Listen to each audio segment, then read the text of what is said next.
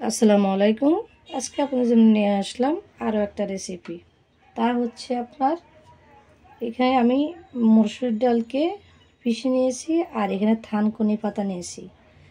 আজকে দেখাবো থানকুনি পাতার পেঁয়াজু। চলুন তাহলে কী কী লাগতেছে থানকুনি পাতা দিয়ে পেঁয়াজু বানানোর জন্য। এখানে ডাল পিষে নিয়েছি আর থানকুনি পাতাগুলোকে আমি ভালো করে কুচি করে নেব।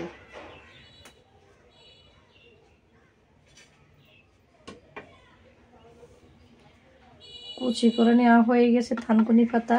এখানে পেঁয়াজ আছে, কাঁচামরিচ আছে, ধনে পাতা আছে।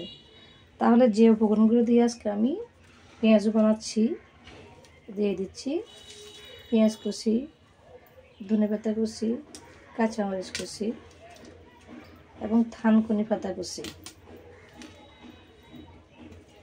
এই রমজানে আপনাদের অনেক উপকার আসবে এই থানকুনি পাতা দিয়ে পেঁয়াজ বানিয়ে খাবেন অবশ্যই, কারণ ওষুধে গুণে ভরপুর এই থানকুনি পাতা।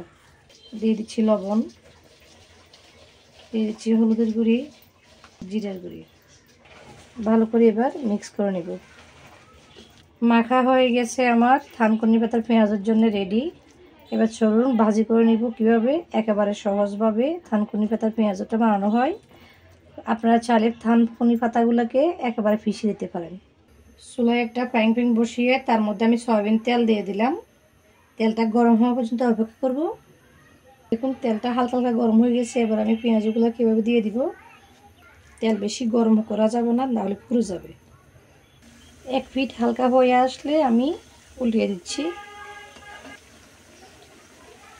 দেখুন পেঁয়াজগুলো সুন্দর একটা কালার হয়ে গেছে। এবার আমি নামিয়ে নিচ্ছি। একেবারে হালকা জালে কিন্তু এগুলো ভাজি করতে হবে।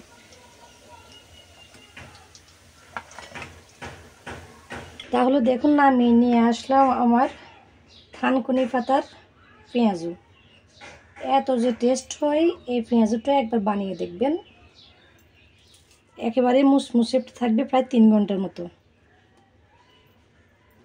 আর যারা আপনার বাসায় থানকুনি পাতা খাওয়ার দরকার কিন্তু খাচ্ছে না, পছন্দ করে না, তাদেরকে এইভাবে পেঁয়াজু বানিয়ে দিবেন। বেসনও দিতে পারবেন আপনার সাথে। আমি শুধু ডাউল বেটে তারপরে দিয়েছি।